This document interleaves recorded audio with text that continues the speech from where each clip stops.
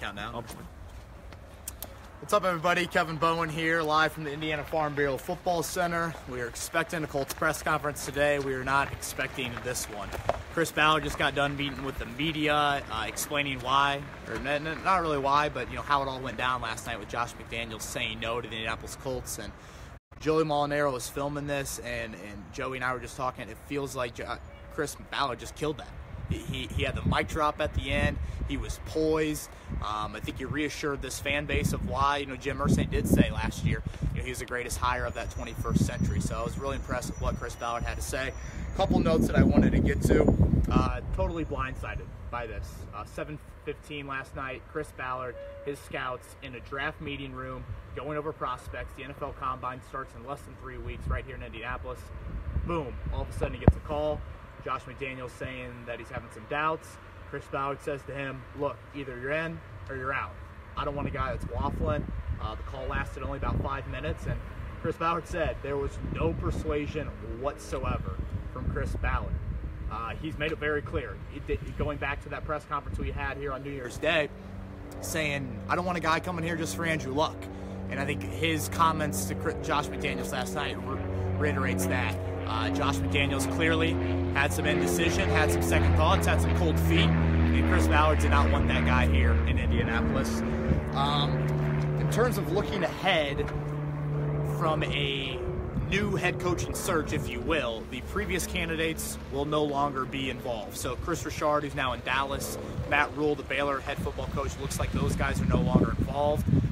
New candidates could be some guys from playoff teams. Keep an eye on Frank Reich, the Philly offensive coordinator. Ballard mentioned that today during his presser, that some candidates that they could not interview during that first wild card week might pop up again. So those are some names to keep an eye on.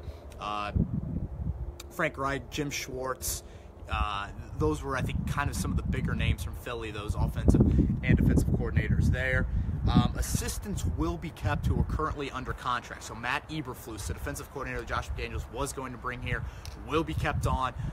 Chris Ballard was very high in his praise of Eberflus playing a 4-3 scheme dating back to those kind of Chicago teams that had Rod Marinelli, where Ballard used to work previously. So those three assistant coaches, O-line coach, D-line coach, and defensive coordinator will be kept. Chris Ballard, I think, didn't express it. I thought he was very poised, but he was pissed. You could sense that of either you're in or you're out.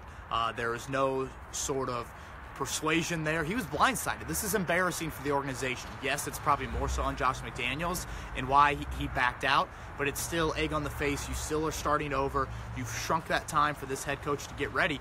April 2nd, in less than 2 months, we'll be back in this building for the offseason program for the Indianapolis Colts, and they still don't have a head coach. A couple other things I wanted to get to. Andrew Luck update. No surgery right now for Luck.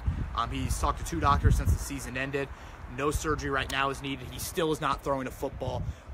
Ballard made it clear that he is very confident that everything is still progressing well with Luck, and he's working with these new, throwing guru experts. And then finally, we got to end with that, Joey. The rivalry is back on. That is how Chris Ballard ended the press conference. Again, he was poised. He took the high road the whole way. He wanted that mic drop moment. He told Avis Roper, the head of PR for the Colts, I want to take a few more questions, and we will see Colts and Patriots next year in Foxborough. I'm Kevin Bowen. Thank you all for joining us. We'll have a podcast later today, and stay tuned to 1070thefan.com for the latest.